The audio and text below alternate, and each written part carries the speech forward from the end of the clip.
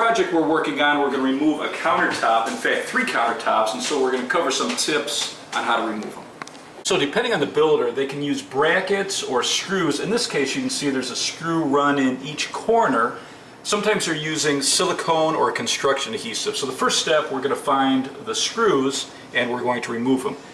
For this screw, it's a square drive, so you need to make sure that you look at the screw before you run out and get your bits.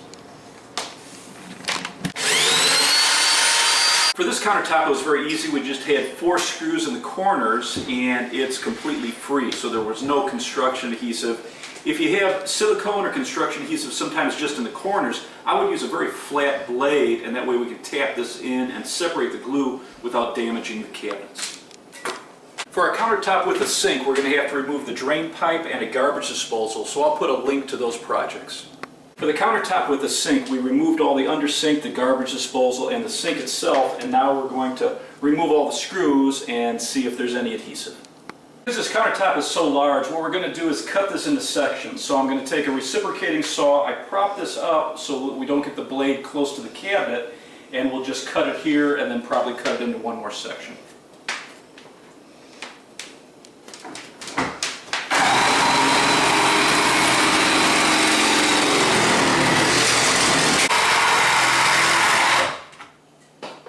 Once we removed that section of the countertop, we could see that the backsplash was actually glued in place. So now that we've removed the backsplash, it's going to make it very easy to lift the remainder of the countertop out.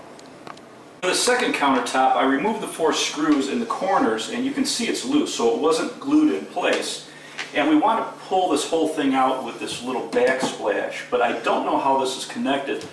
I can see that it's siliconed against this wood here, so what I'm going to do is I'm going to take a flat edge of the knife, and I'm just going to use a razor knife, and I'm going to cut that bond of the silicone, and once I cut this, we'll see if this will just pull forward.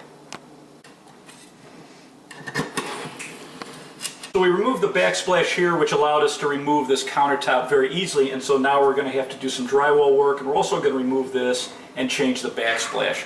So removing countertops, you never know what you're going to run into.